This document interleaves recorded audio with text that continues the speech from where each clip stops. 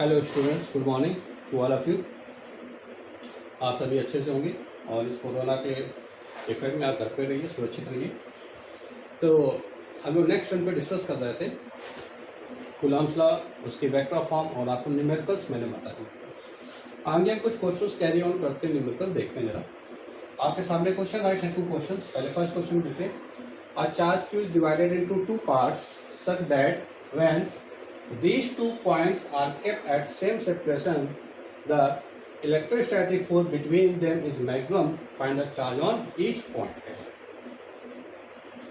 क्या कह रहा है, एक चार्ज क्यू है, आवेश क्यू है, उसको 2 पार्ट्स में डिवाइड किया गया, इक्वल पार्ट्स में डिवाइड किया गया। और इक्वल पार्ट्स में डिवाइड करने को एक दूसरे से किसी निश्चित दूरी पर रख दिया, कह रहा है kept at same distance. The Fe between them, तो जब तो एक चार्ज क्यू था उसको जो इक्वल पार्ट्स में डिवाइड कर दिया। जब इक्वल पार्ट्स में डिवाइड करेंगे तो अकॉर्डिंग टू कूलम्ब्स लॉ उनके बीच में फोर्स लगेगा, इलेक्ट्रोस्टैटिक फोर्स। अब वो इलेक्ट्रोस्टैटिक फोर्स है वो कह रहा क्या होगा, मैक्सिमम। तो find the charge on each part. तो उस पार्ट पर कह रहा कि चार्ज कितना होगा उस डिस्टेंस से, जब फोर्स मैक्सिमम होगा।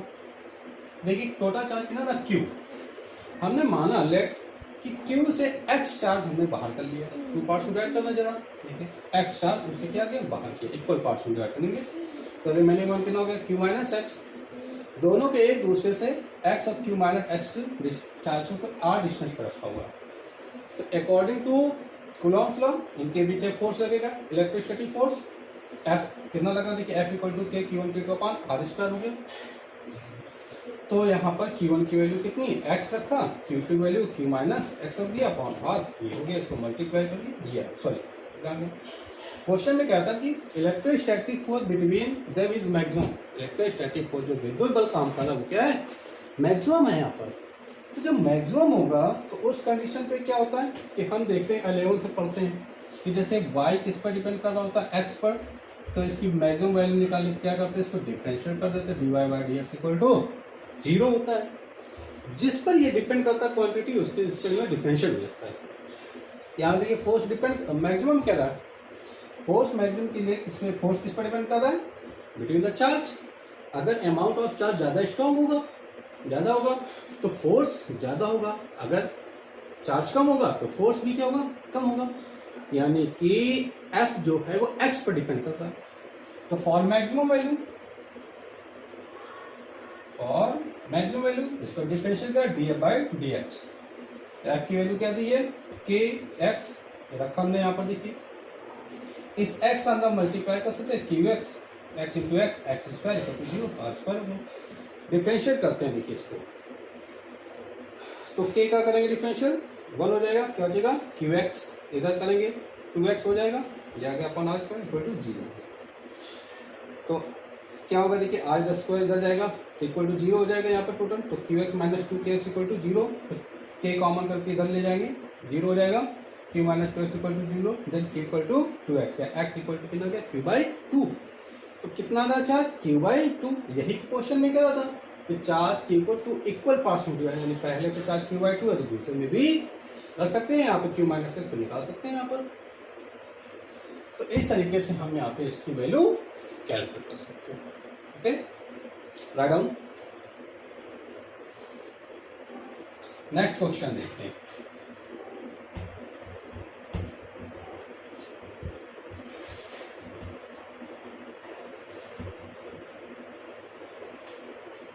सेकेंड क्वेश्चन देखिए आपके सामने राइट है।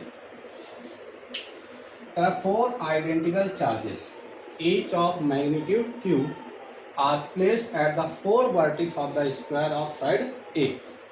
Find the resultant force on each charges due to other charges. Hindi medium में भी समझेंगे बात को, हिंदी में कह रहा है 4 आइडेंटिकल यानी 4 चार्जेस हैं और उसका परिणामी कितना है, Q। वो किसी एक वर्ग के चारों कोनों पर रखा हुआ है, 4 vertex of the square of side A. इसकी साइड कितनी, भुजाएं कितनी है, ए है। तो फाइंड द रिजल्टेंट फोर्स, परिणामी बल ज्ञात करना है, ऑन ईच चार्जेस, प्रत्येक चार्ज पर, due to the other charges. Other charges निकालना। तो देखिए अगर हम यहाँ पर ये एक स्क्वायर है, A B C and D. यहाँ पे चार्ज कह रहा है ईच कॉर्नर पे कितना रखा हुआ है, क्यू चार्ज यहाँ पर है, और ईच साइड कितनी इसकी, ए। ये क्वेश्चन कह रहा है। तो कह रहा प्रत्येक निकालना resultant force on each charge, प्रत्येक चार्ज पर क्या निकालना, रिजल्टेंट फोर्स। तो हम मान लेते हैं कोई एक पॉइंट ले लेते हैं यहाँ पर सी। तो देखिए यहाँ पर बी पॉइंट पे चार्ज कितना है, क्यू, सी पर भी कितना है, क्यू, यानी इन दोनों के बीच में अकॉर्डिंग टू कूलॉम्स लॉ एक फोर्स लगेगा। तो यहाँ पे फोर्स हमने कहा कितना लग रहा है, F1। ओके, इसी तरीके देखिए सी और डी, यहाँ पे चार्ज कितना है, क्यू, यहाँ पे चार्ज क्यू है, इनके बीच में एक फोर्स लगेगा, इलेक्ट्रोस्टैटिक फोर्स। ये कितना लग रहा है यहाँ पर, F2। तीसरा इसके कारण देखिए इस पर, तो ये देखो, तो ए पर चार्ज कितना, क्यू, यहाँ पर भी क्यू है, तो ये भी क्या करेगा, यहाँ पे इलेक्ट्रोस्टैटिक फोर्स लगेगा। फोर्स कितना लग रहा है यहाँ पर, एफ, चलिए एफ मान लेते हैं। ओके, तो यहाँ पर देखिए F1 और F2 जो है कितना एंगल बना है यहाँ पे, 90 डिग्री बनता है। अच्छा एक बात और कि अगर कभी कभी क्वेश्चन पूछा जाता है कूलॉम्स लॉ में जो फोर्स लग रहा है वो किस तरीके का फोर्स है, कंजर्वेटिव, संरक्षी बल या असंरक्षी बल। तो यहाँ पर जो इलेक्ट्रोस्टैटिक फोर्स लग रहा है, विद्युत बल, ये क्या है, संरक्षी बल है, कंजर्वेटिव फोर्स है। क्योंकि कंजर्वेटिव फोर्स क्या होता है, जो किसी पर्टिकुलर एक ही पॉइंट से कई फोर्स लग रहे हैं यहाँ पर, तो होता है कंजर्वेटिव फोर्स है। तो कंजर्वेटिव फोर्स में रिजल्टेंट फोर्स का फॉर्मूला क्या होता है, under root F1 square plus F2 square plus 2 F1 F2 cos theta, cos theta. तो जरा हम यहाँ देखिए F1 और F2 के बीच का रिजल्टेंट फोर्स कितना होगा वो कैलकुलेट कर लेते हैं। अगर वो कैलकुलेट कर ले कि रिजल्टेंट फोर्स कितना हो जाएगा इस डायरेक्शन में, तो देखिए क्या निकालेंगे। अच्छा एक बात और, चलिए निकाल लेते हैं पहले रिजल्टेंट फोर्स।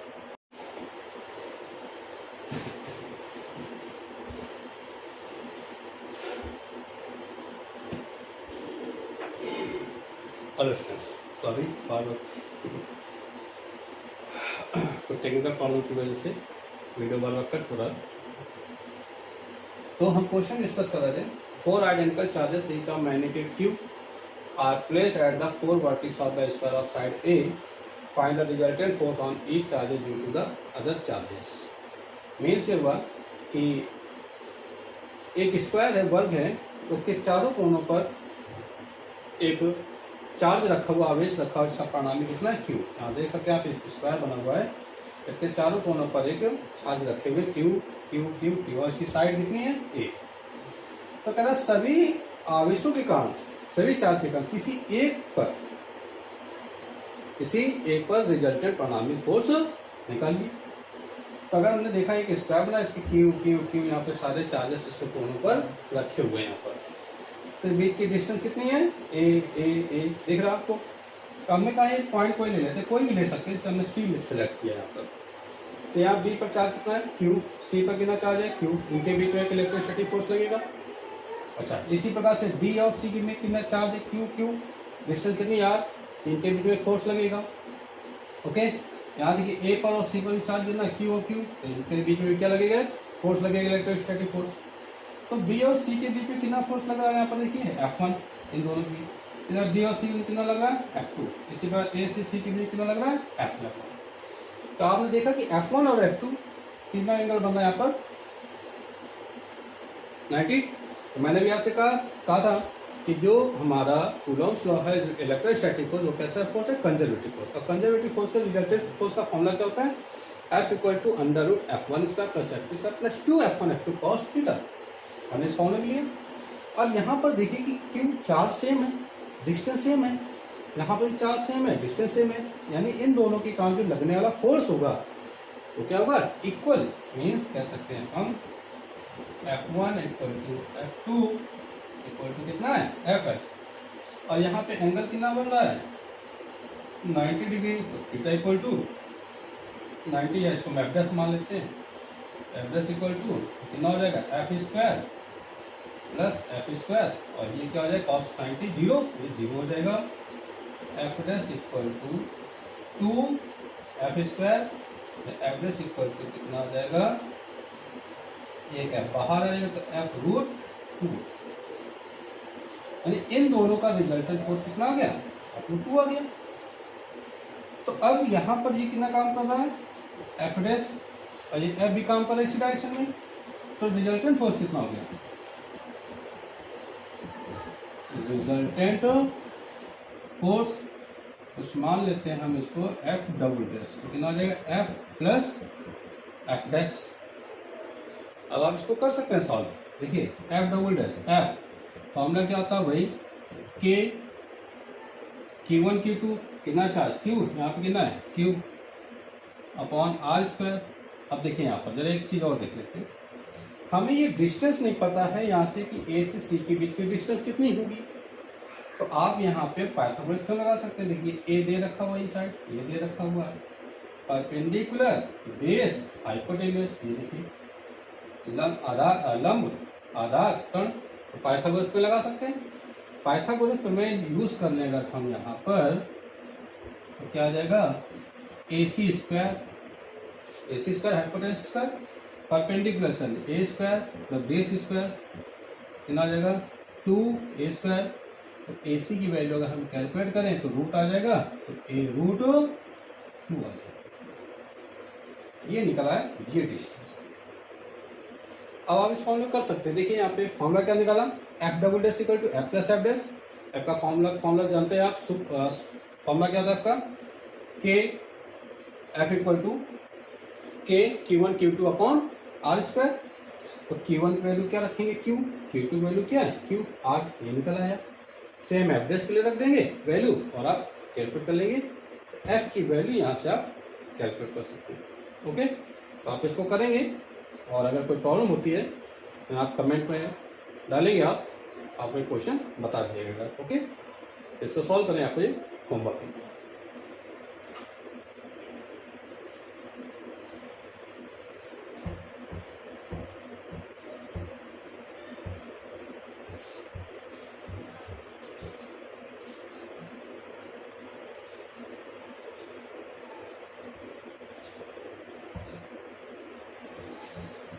चलिए, तो अब हम आगे अपना नेक्स्ट टॉपिक डिस्कस करते हैं आपसे कि सुपरपोजिशन प्रिंसिपल। सुपरपोजिशन प्रिंसिपल क्या होता है, देखिए, या फोर्स एमंग मैनी चार्जेस, ये इसे बोलते हैं सुपर पोजिशन प्रिंसिपल,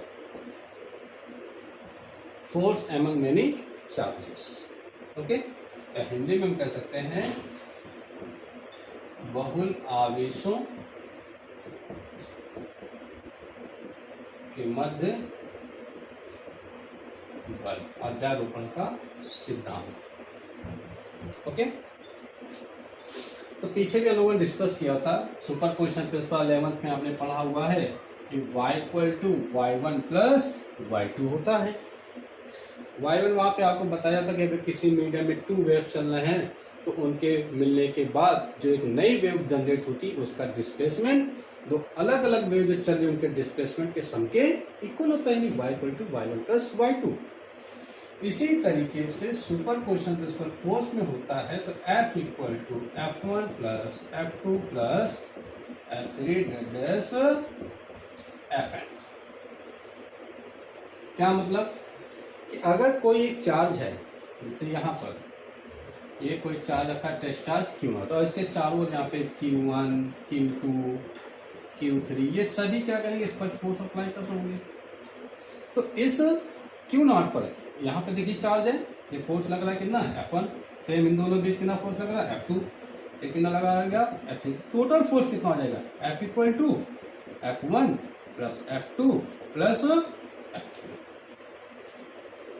तो किसी पर्टिकुलर चार्ज पर लगना टोटल बल जो होगा सभी आवेशों के कारण उस पर लगने वाले बलों के बीजगणितीय योग के बराबर होगा। F equal to F1 plus F2 plus F3 F1। तो हमें ये कैलकुलेट करना है यहाँ पर कि कितना फोर्स यहाँ पर अप्लाई होगा। देखिए, तो इसके लिए जरा एक डायग्राम हम समझ लेते हैं। देखिए,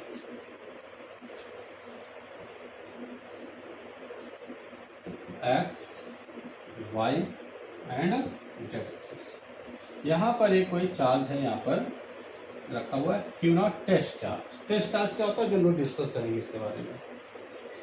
यहाँ पे मैंने कहा चार्ज रखा हुआ Q1, यहाँ पे चार्ज है Q2 और यहाँ पे चार्ज है Qn। n चार्जेस रखे हुए मैंने ये कहा। ये इसका ऑरिजिन पॉइंट्स। तो यहाँ से ये जो डिस्टेंस है इसकी कितनी है, r0, ये कितना है r1, ये कितना है r2 और ये कितना है इसी तरीके से rn वेक्टर। ओके, तो अब हम कहते हैं बहुत सारे चार्जेस यहाँ पे रखे हुए हैं। तो जो Q0 ये रखा हुआ है Q0, जिसको हम बोलते हैं टेस्ट चार्ज, परीक्षण आवेश, परीक्षण की बात करेंगे अभी। तो Q1 के कारण इस पर कितना फोर्स लग रहा होगा, तो अकॉर्डिंग टू कूलॉम्स लॉ में नहीं बोलना है। तो यहाँ पर अगर हम देखें तो ये इस पर क्या करेंगे, फोर्स लगाएगा। तो यहाँ पे फोर्स कितना लग रहा है, F01, यानी कि Q0 पर पहले चार्ज के कारण फोर्स लग रहा है इतना। ठीक है, इसी तरीके से यहाँ पर देखो Q2 भी इस पर इफेक्ट डाल रहा होगा, इसके कारण कितना फोर्स लग रहा है, यहाँ पर F02 लगेगा। इसी तरीके से ये जो Qn है ये भी क्या करेगा, इस पर फोर्स अप्लाई करेगा। यहाँ पे कितना लग रहा है, Fn लग रहा है। ओके भाई, फोर्स की पर्टिकुलर डायरेक्शन है, डायरेक्शन कैसे कैलकुलेट करेंगे, यूनिट वेक्टर से ना। तो यूनिट वेक्टर अगर हम बात करें F1 के लिए कितना हो जाएगा, तो Q1 से Q0 की डायरेक्शन कितना आ जाएगा, R01 वेक्टर। इसी तरीके से इसका R02 वेक्टर, ये कितना हो जाएगा, R0n वेक्टर। ये क्या रिप्रेजेंट कर रहे हैं, यूनिट वेक्टर को। यहाँ पे यूनिट वेक्टर क्या है, डिपेंड कर इसकी डायरेक्शन को डिपेंड करता है। अगर हम ये कहते हैं कि force on test charge Q0 due to Q1, यानी Q0 पर Q1 के कारण कितना फोर्स लग रहा है, कितना फोर्स लग रहा है, कितना लग रहा है, देखिए F01। ओके, तो F01 यानी कि फोर्स की बात कर रहे हैं। तो फोर्स का फॉर्मूला क्या होता है, Q1 Q2 upon r square. तो Q1 कितना है, Q1 Q2 कितना है, Q0 अपॉन r स्क्वायर। तो यहाँ की डिस्टेंस कितनी है, देखिए R01, तो क्या जाएगा, mod R01 vector square. Unit vector की बात करना है, राइट कर सकते हैं हम। ओके, इसी तरीके से अगर हम बात करें कि दूसरे के कारण फोर्स कितना लग रहा है, F02, तो सेम के यहाँ पे देखिए Q2 upon R02 square dot R02 cap. Okay, इसी तरीके से हम n के लिए निकाल सकते हैं, F0n equal to K Qn Q0 upon R0n square dot R0n cap. तो कहते हैं हम रिजल्टेंट फोर्स कितना हो गया, देखिए रिजल्टेंट फोर्स। तो F इक्वल टू कितना हो जाएगा, F01 plus F02 plus F0n। यह सुपरपोजिशन प्रिंसिपल मैंने भी बताया, ये देखिए। अब आप यहाँ पे इसकी वैल्यू रख सकते हैं।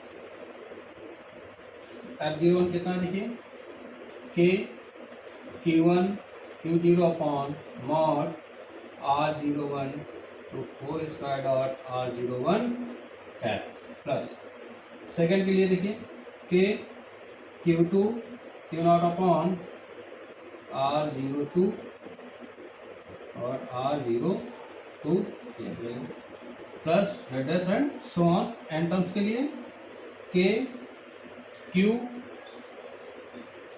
N Q0 upon mod R0 N 2 square dot R0 N cap. Okay, अब अगर आप देखें तो हम इस इक्वेशन में क्या कॉमन दिख रहा है, K कॉमन दिख रहा है, Q0 कॉमन दिख रहा है, तो इसको कॉमन कर सकते हैं। जरा हम ऊपर साफ करते हैं, नोट कर लीजिएगा आप इसको।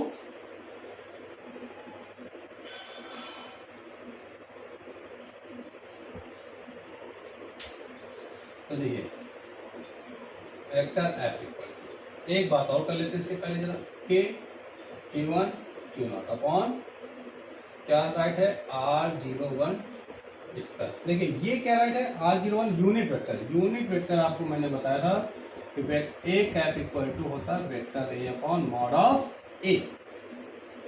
तो यहाँ पर क्या राइट है R01 राइट है, R01 राइट है। देखिए यहाँ पर जब R01 राइट है तो हम इसको क्या कर सकते हैं, थोड़ा सा वैल्यू इसकी चेंज कर सकते हैं। ओके, तो जरा चेक करके देखें अगर आप यहाँ पर, तो देखिए राइट है R01, यहाँ पर रख सकते हैं क्या है डॉट, इसके अकॉर्डिंग देखिए वेक्टर R01 अपॉन क्या हो जाएगा मॉड R01 हो जाएगा। ओके, प्लस इसी तरीके दूसरे के लिए देखिए K Q2 Q0 अपॉन क्या था R02 square R02 vector upon R02 square. ऐसे एन टर्म्स को राइट कर सकते हैं यहाँ पर, या देखिए K Q0 कॉमन कर लेगा, क्या आएगा यहाँ पर Q1 अपॉन ये कितना हो जाएगा, ये मॉड स्क्वायर है, ये 1 है पावर, मल्टीप्लाई पावर कितनी हो जाएगी 3, R01 का होल क्यूब, ये कितना आएगा R01 वेक्टर, प्लस यहाँ पर देखें आप Q2 upon R02 cube R02 vector. इसी तरीके से ये सीरीज चली जाएगी, तो Qn upon R0n cube dot R0n। तो इतना यहाँ पर फोर्स अप्लाई होगा। ओके, तो ये हो गया सुपरपोजिशन प्रिंसिपल, यानी सभी चार्जेस के कारण किसी पर्टिकुलर एक चार्ज पर कितना टोटल फोर्स अप्लाई होगा। ये बात हमारी यहाँ पर क्लियर हो गई। राइट,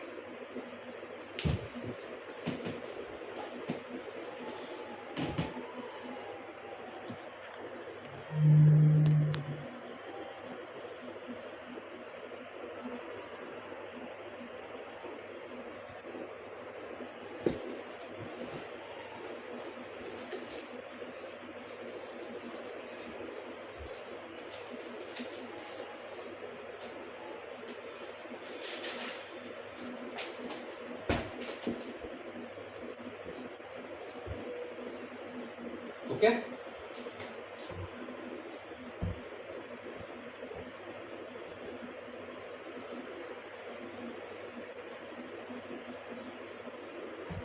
ये बात हुई हमारी सुपरपोजिशन प्रिंसिपल की। अब आगे अगर हम बात करें तो बात हमारी आती है कि इलेक्ट्रिक फील्ड क्या होती है। क्या बात करें, इलेक्ट्रिक फील्ड या इंटेंसिटी ऑफ इलेक्ट्रिक फील्ड। देखिए जरा बात करते हैं हम लोग इलेक्ट्रिक फील्ड। इलेक्ट्रिक फील्ड क्या होती है, मार्कर कुछ हल्का चल रहा है, थोड़ा इंक डालते हैं।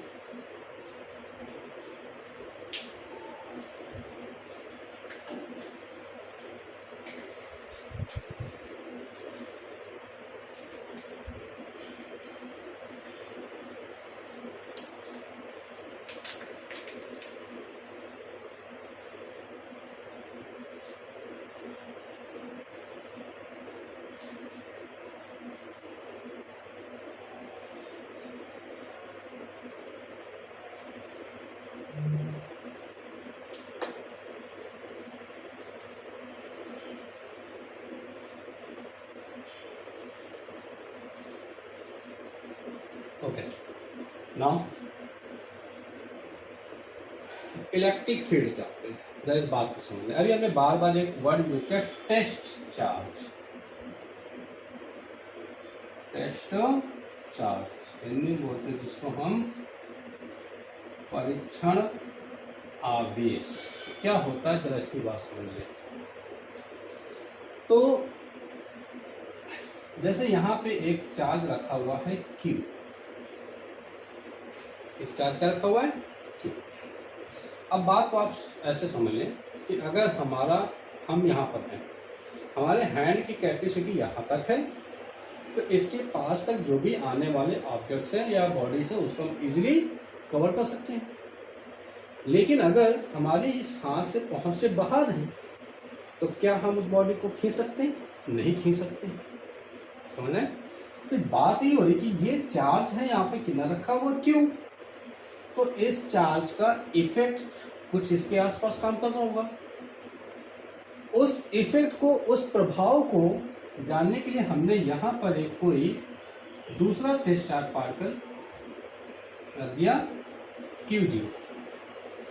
क्या रखा? Test charge. टेस्ट चार्ज का मतलब क्या होता है कि ये जो चार्ज है, ये इसका जो चार्ज है वेरी स्मॉल, यानी ये कोई फोर्स किसी दूसरे पर अप्लाई नहीं कर पा रहा है, केवल ये उस फोर्स को फील कर रहा है जो दूसरा उस पर अप्लाई कर रहा है। ये स्वयं अगर बात की क्यों ना इस पर कोई फोर्स लगा नहीं, ये इस पर कोई फोर्स नहीं लगा सकता। इसका चार्ज जो है अमाउंट ऑफ वेरी स्मॉल मैंने इसलिए कहा।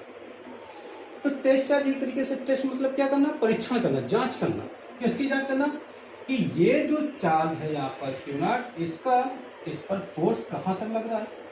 अरे भाई जैसे हमने 11th में पढ़ा था ग्रेविटेशनल फील्ड, तो गुरुत्वीय क्षेत्र। गुरुत्वीय क्षेत्र में क्या था कि जहां तक गुरुत्वीय प्रभाव हमारा काम करता है वो क्षेत्र क्या कहलाता है? गुरुत्वीय क्षेत्र। ऐसे यहां पर देखिए कि किसी बिंदु आवेश के चारों ओर का वह क्षेत्र, किसी बिंदु आवेश के चारों ओर का वह क्षेत्र जहां अन्य आवेश आकर्षण या प्रतिकर्षण बल को अनुभव करते हैं, आकर्षण प्रतिकर्षण बल का अनुभव करते हैं, उस क्षेत्र को कहते हैं इलेक्ट्रिक फील्ड। जैसे यहाँ पर है तो इसका प्रभाव कहीं तक काम कर रहा है, अब हमें नहीं पता, तो हमने कहा यहाँ पर कोई चार्ज प्लस Q हो सकता है या यहाँ पर कोई चार्ज माइनस Q है। देखिए तो ये अगर दोनों का नेचर सेम है तो इनके बीच में कौन सा फोर्स होगा? रिपल्सन, प्रतिकर्षण बल। यहाँ पर देखिए दोनों का नेचर अलग अलग होगा तो यहाँ पे क्या होगा? अट्रैक्शन, आकर्षण बल होगा। तो अब मैंने कहा इसका प्रभाव कहीं तक अगर पहले यहाँ पर कोई हो जो थोड़ी ना, क्योंकि मैंने कहा था डिस्टेंस बढ़ने के साथ साथ F की वैल्यू कम होती चली जाती है, तो F की वैल्यू कम होगी तो फिर ये फोर्स तो होगा नहीं। तो इसका इफेक्ट किसी पर्टिकुलर डिस्टेंस तक ही काम कर रहा है, जहां तक इसका प्रभाव पड़ रहा है उस फील्ड को, उस क्षेत्र को बोलते हैं इलेक्ट्रिक फील्ड। जहां पर कोई अदर चार्ज पार्टिकल अट्रैक्शन, आकर्षण या प्रतिकर्षण बल का अनुभव कर पा रहा है। अगर नहीं कर पा रहा, मान ली कोई चार्ज यहाँ रखा हुआ है तो अब इसमें कोई फोर्स नहीं लग रहा है, तो यहाँ तक इलेक्ट्रिक फील्ड काम ही नहीं कर रही है। जहां तक इसका प्रभाव काम करेगा वो फील्ड क्या कहलाएगी? Electric field. और दूसरी बात, जो इलेक्ट्रिक फील्ड होती है इसकी डायरेक्शन क्या होती है? तो जिस डायरेक्शन में फोर्स लग रहा हो, बल काम कर रहा हो, वही उसकी डायरेक्शन होती है इलेक्ट्रिक फील्ड की। The direction of electric fields towards the force, जिस डायरेक्शन में फोर्स लग रहा है उसी डायरेक्शन में क्या होगा? इलेक्ट्रिक फील्ड भी काम करेगी। ये प्लस है। यहाँ पे मैंने कहा जैसे कोई एक टेस्ट चार्ज रखा हुआ है कितना Q0, तो ये इस पे फोर्स अप्लाई कर रहा है क्योंकि ये तो इस पर डाल नहीं पा रहा, ये इस पर डाल रहा फोर्स, तो फोर्स की डायरेक्शन क्या हो गई? आउटसाइड हो गई। अगर यहीं पर माइनस चार्ज ले लेते हैं, माइनस चार्ज, तो माइनस चार्ज में डायरेक्शन क्या होगी इसकी? इनसाइड। ध्यान रखेंगे आप, प्लस में डायरेक्शन कहाँ होगी? आउटसाइड। माइनस है तो डायरेक्शन कहाँ होगी? इनसाइड। ये तो विद्युत क्षेत्र समझ में आ गया। सीधी सी बात हमने क्या कहा, ज्यादा इस बात को इंग्लिश समझ ले। The field around the any charge, the field around any charge where another charge particles feels attraction or repulsion force. That field is called electric field. जहां तक किसी बिंदु से चारों का वह क्षेत्र जहां अन्य आवेश आकर्षण या प्रतिकर्षण बल का अनुभव करते हैं वो क्षेत्र क्या कहलाएगा हमारा विद्युत क्षेत्र, इलेक्ट्रिक फील्ड। इसकी डायरेक्शन क्या होगी, जिस डायरेक्शन में फोर्स काम कर रहा होगा। अगर प्लस है तो प्लस में डायरेक्शन क्या होगी, आउटसाइड, बाहर की ओर। माइनस है चार्ज तो यहाँ पे डायरेक्शन क्या होगी, इनसाइड होगी। बहुत इजीली सी बात है, आप ध्यान रख सकते हैं यहाँ पर। आगे बात करें हम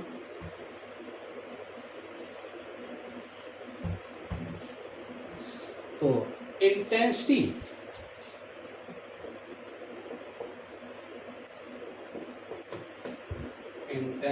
ऑफ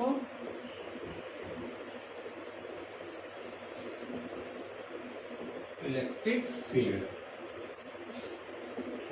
इसको बोलते हैं विद्युत क्षेत्र की तीव्रता या वैद्युत क्षेत्र, वैद्युत क्षेत्र की तीव्रता। ये क्या होता है वैद्युत क्षेत्र की तीव्रता, इसको किससे डिपेंड करते हैं, ई से। इक्वल टू होता है एफ अपॉन क्यू। ई यहाँ पे क्या है, इंटेंसिटी ऑफ इलेक्ट्रिक फील्ड।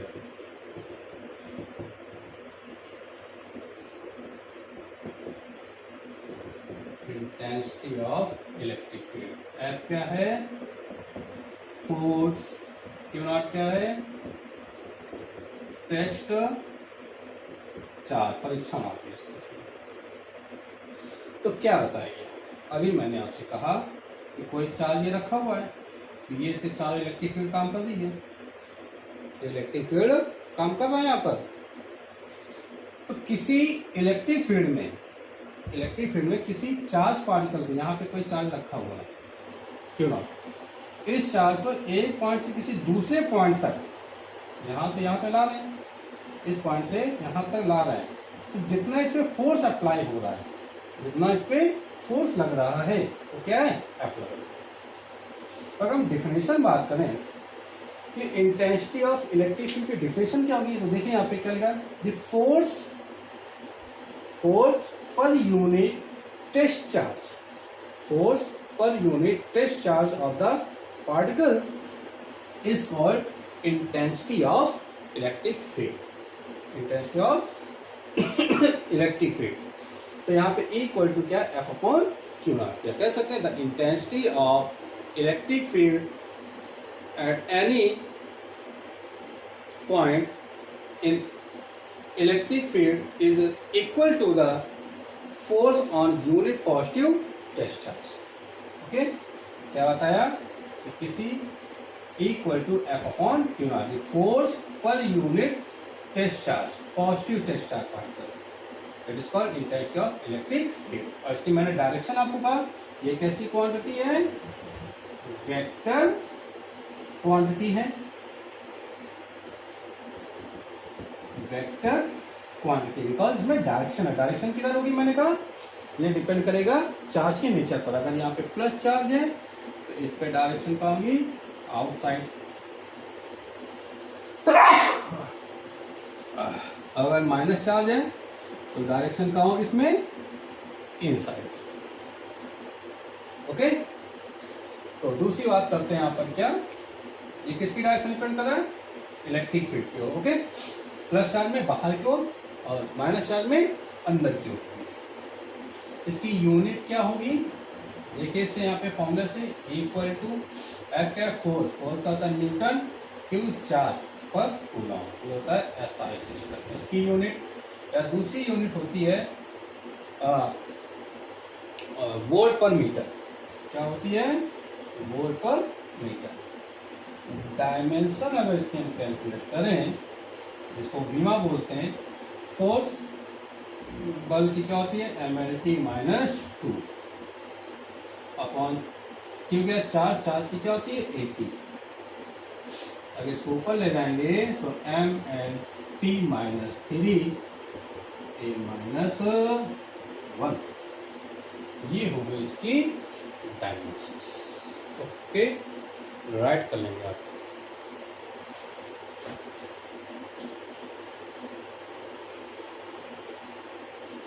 अब नेक्स्ट टॉपिक बात करते हैं, क्या जरा कह रहा देखते हैं।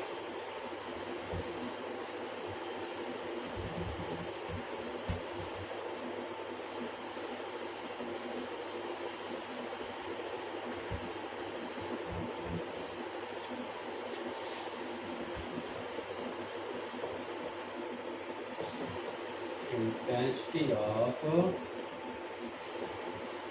electric field due to a point charge।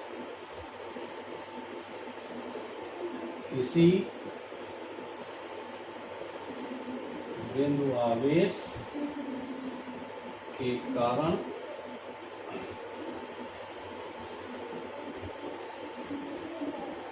विद्युत क्षेत्र की तीव्रता, intensity of electric field due to a point charge. क्या है ये समझिए, यहां पर एक कोई चार्ज रखा हुआ है प्लस की, वो पिछली बात कर लेंगे, और इससे r डिस्टेंस पर एक पॉइंट क्या है P है। इस पॉइंट पर कोई टेस्ट चार्ज क्या रखा क्यू नाम, क्यू जीरो है। क्यू नाम मैंने बताया क्या टेस्ट चार्ज क्या था, जो फोर्स का एनालिसिस कर रहा हो। तो अगर आप देखें कि यहाँ पर प्लस क्यू चार्ज है, हमें कह रहा है कि ये जो प्लस क्यू चार्ज है इसके का इस पॉइंट पी पर कितनी इंटेंसिटी, कितना विद्युत क्षेत्र काम कर रहा है, इसकी तीव्रता ज्ञात करनी है, क्वेश्चन के नहीं यार। तो अगर हम बात करें according to Coulomb's law, according to Coulomb's law, तो कूलॉम्स में क्या था कि दो चार्जेस हो, उनके किसी डिस्टेंस पर रखे तो उनके बीच फोर्स लगेगा। यहाँ पर प्लस क्यू चार्ज, इस पे क्यू नॉट चार्ज, तो उनके बीच फोर्स लगेगा। प्लस है, प्लस में मैंने कहा था फोर्स डायरेक्शन आउटसाइड होगा यहाँ पे, तो फोर्स कितना लग रहा है यहाँ पे एफ लग रहा है। तो कूलॉम के अकॉर्डिंग फोर्स का फॉर्मूला क्या होता है कि Q Q upon R square, तो Q not upon R square. इतना फोर्स यहाँ पर इन चार्जेस के बीच में अप्लाई हो रहा है, ठीक है। F equal to K Q not upon R square. तो यहाँ पर इंटेंसिटी कितनी हो जाएगी, विद्युत क्षेत्र की तीव्रता कितनी होगी देखिए। तो इंटेंसिटी की बात करें of electric field equal to F upon Q naught. F की वैल्यू क्या देखिए K Q not upon R square upon Q naught, ये कैंसिल हो जाएगा, equal to F K Q upon R square. यस को मैसे राइट कर सकते हैं, equal to 1 upon 4 pi epsilon 0 Q upon R square. Okay, तो यहां पर जो इंटेंसिटी है ये किस पर डिपेंड कर रहा है, देखिए आर पर डिपेंड कर रहा है। अगर ये पूरा 1/4 पाई एप्सिलॉन 0 कांस्टेंट, क्यू भी क्या है कांस्टेंट, इसको हम क्या राइट कर सकते हैं, E inversely proportional to R square. E जो है वो आर पर डिपेंड कर रहा है, inversely proportional. If we increase the distance then intensity will be reduces. अगर आर ये जो बढ़ा दें इनके बीच का, आर इंक्रीज करेंगे जो तो तीव्रता जो है इंटेंसिटी वो क्या होगी, कम होती चली जाएगी। अगर हम कह दें आर, मान ली सपोज दैट कि आर इक्वल टू डबल कर दिया जाए, कितना कर दिया डबल, तो 2 हो जाएगा। तो आर का यहाँ पे कितना हो जाएगा 2 का स्क्वायर 4, 2 का स्क्वायर 4, 1/4 कितना 0.25, यानी इंटेंसिटी 0.25 हो जाएगी। अगर यहाँ पे हम कहते हैं R equal to suppose that 1 है, तो आर इक्वल टू 1 है तो इंटेंसिटी कितनी हो जाएगी 1। तो देखिए आर इक्वल टू 1 तो इंटेंसिटी कितनी 1। अगर आर की वैल्यू मैंने कहा डबल कर दी 2 तो इंटेंसिटी कितनी हो जाएगी 0.25। तो आर बढ़ा लेकिन इंटेंसिटी क्या हो रही है, कम हो रही है। तो इसीलिए यहाँ पे अगर हम ग्राफ बनाए यहाँ पर देखिए, तो ग्राफ क्या आएगा, ये ई हो गया, ये आर। जब आर क्या होगा, कम होगा, तो इस समय इंटेंसिटी ज्यादा होगी।